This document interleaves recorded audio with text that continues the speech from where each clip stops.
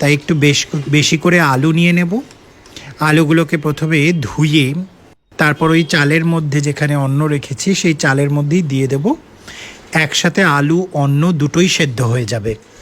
শ্রীল প্রভুপাদজি সবসময় বলতেন, যদি তুমি রান্না করো স্বয়ং ভগবান শ্রীকৃষ্ণের জন্য, তবে প্রতিটি মুহূর্ত তোমার জন্য সাধনা হয়ে যায়। তো আমি গরম জল আগে থেকেই করে রেখেছিলাম, তো এবার গরম জল দিয়ে একটা সিটি দেব। তারপর কিছুক্ষণ বন্ধ রাখলেই তৈরি হয়ে গেল আমার ভাত আর আলু সেদ্ধ। এবার আলুগুলোকে একটু আলাদা করে বেছে নিলাম।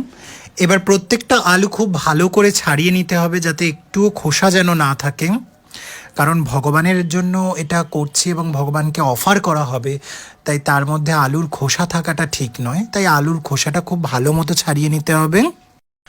ভগবানের সেবায় যে আনন্দটা থাকে, সেই আনন্দ হয়তো এই জড়জাগতিক পৃথিবীতে অন্য কোনো কাজে সেই আনন্দ থাকে না। আপনি ভগবানের জন্য রান্না করুন, আপনি ভগবানের জন্য মালা বানান বা ভগবানের গ্রন্থ পাঠ করুন, সেগুলোর যে পারমার্থিক আনন্দ, যে আধ্যাত্মিক সুখ পাওয়া যায়, সেই সুখ বা সেই আনন্দ হয়তো এই জড়জাগতিক জিনিসে পাওয়া যায় না। আমি আজকে খুব সিম্পলভাবেই এই ভোগটা রেডি করছি। তাই এখানে কটা কাঁচা লঙ্কা নিয়ে নিয়েছি, কাঁচা লঙ্কাগুলোকে কুচি কুচি করে কেটে দেব।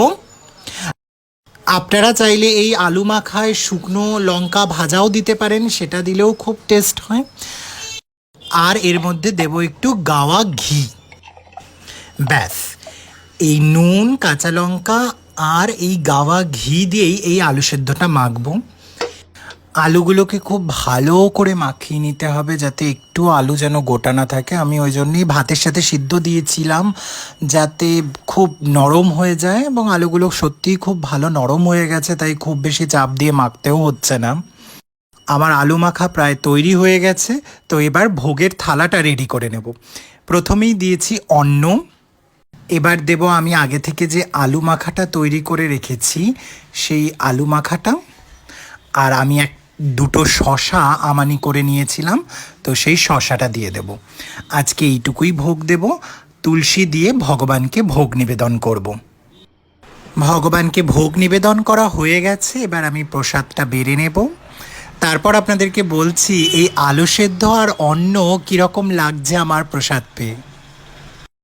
এরকম আলু সেদ্ধ ঘি দিয়ে মাখা আর অন্ন হলে আমার তো আর কোনো কিছুই চাই না, তাই দারুণ টেস্টি লাগছে আমার। আজকের আমার এই প্রসাদের ব্লগটা আপনাদের কেমন লাগলো আমাকে কমেন্টসে কিন্তু অবশ্যই জানাবেন। দেখা হচ্ছে আবার কালকে নতুন একটা ব্লগে। হরে কৃষ্ণ।